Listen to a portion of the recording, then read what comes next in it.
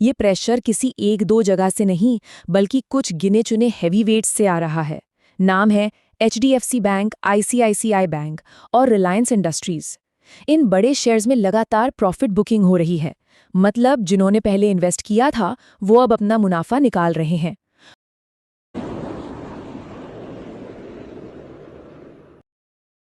नमस्कार।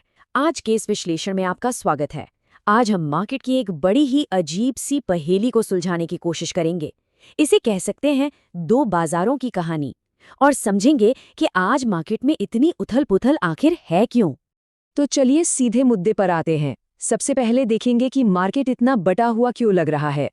फिर समझेंगे कि लार्ज कैप्स पर इतना दबाव क्यों है। इसके बाद सेक्टर्स के बीच जो खींचतान चल रही है उसे देखेंगे। फिर आएगा वो ग्लोबल एक्स फैक्टर जो सब कुछ बदल रहा है। और आखिर में सबसे बड़ा टेकअवे क्या है वो जानेंगे। तो सबसे पहले बात करते हैं मार्केट के इस बटे हुए चेहरे की। ऐसा लग रहा है, आप समझिए, जैसे निफ्टी कुछ और ही कहानी कह रहा है और बाकी पूरा मार्केट किसी दूसरी ही दुनिया में है।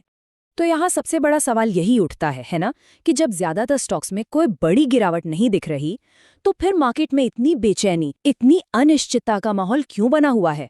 ये वो पहेली है जो इस वक्त कई ट्रेडर्स का सिर घुमा रही है।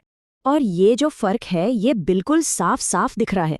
देखिए, एक तरफ है निफ्टी 50 जो 67 पॉइंट्स नीचे है, एक छोटी सी रेंज में फंसा हुआ है, और वॉलेटिलिटी इतनी ज्यादा है कि ट्रेडिंग करना लगभग नामुमकिन सा हो गया है। और फिर दूसरी तरफ देखिए ब्रॉडर मार्केट को। मिड और स्मॉल कैप्स तो आराम से टिके हुए हैं, बल्कि हरे निशान में बंद हुए हैं। वहां तो पैनिक का कोई नामो निशान ही नहीं। तो अब ये समझते हैं कि ये जो दबाव है ये आखिर आ कहां से रहा है, और इसका सीधा निशाना है हमारे लार्ज कैप स्टॉक्स। पता है, ये प्रेशर किसी एक दो जगह से नहीं, बल्कि कुछ गिने चुने हैवी वेट्स से आ रहा है। नाम है एचडीएफसी बैंक, आईसीआईसीआई बैंक और रिलायंस इंडस्ट्रीज। इन बड़े शेयर्स में लगातार प्रॉफिट बुकिंग हो रही है। मतलब जिन्होंने पहले इन्वेस्ट किया था वो अब अपना मुनाफा निकाल रहे हैं। और क्योंकि इंडेक्स में इनका वजन इतना ज्यादा है, बस यही 3-4 स्टॉक मिलकर पूरे निफ्टी को नीचे खींच रहे हैं। अब इसके पीछे एक बहुत ही इंटरेस्टिंग थियरी ये भी हो सकती है कि शायद म्यूचुअल फंड्स अपना पोर्टफोलियो रीबैलेंस कर रहे हों।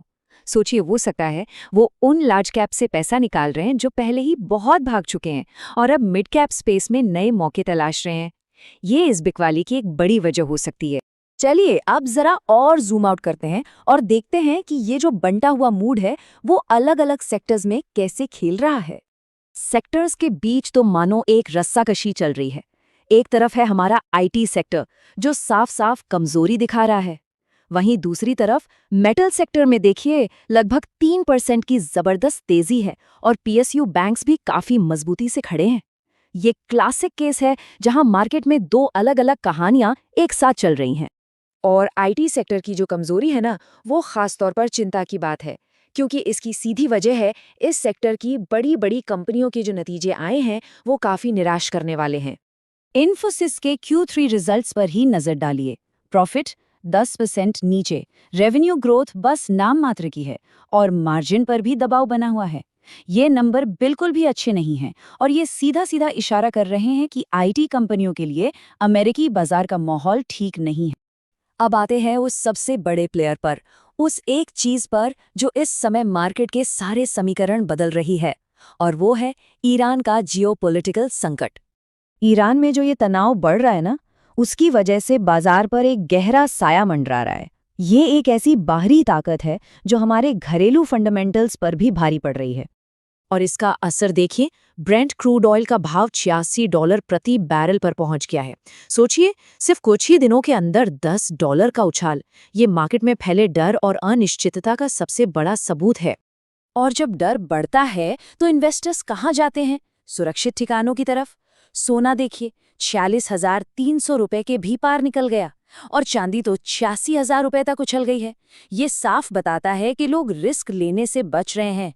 इस सिचुएशन की गंभीरता का अंदाजा आप बस इसी बात से लगा सकते हैं कि भारत सरकार को ईरान में रह रहे अपने नागरिकों के लिए एक एडवाइजरी जारी करनी पड़ी।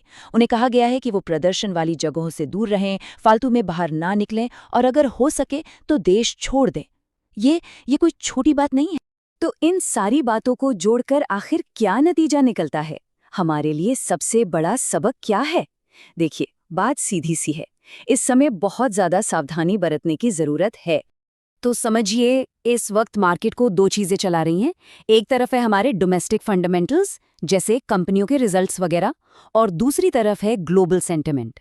लेकिन फिलहाल जियोपॉलिटिकल रिस्क, डर और अनिश्चितता वाला ये जो ग्लोबल सेंटिमेंट है ना, वो हमारे डोमेस्टिक फंडामेंटल्स पर पूरी तरह से हावी हो चुका है। अभी के लिए सेंटिमेंट ही किंग है। तो आखिर में बस एक ही सलाह है, प्लीज सावधान रहिए, क्योंकि ये जो घटनाक्रम चल रहा है ये बहुत महत्वपूर्ण है।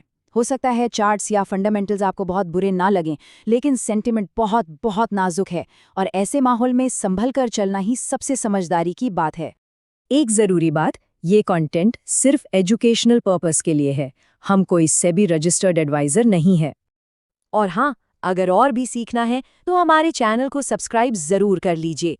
और अगर बातचीत में शामिल होना है तो हमारी फ्री व्हाट्सएप कम्युनिटी से जुड़ जाइए।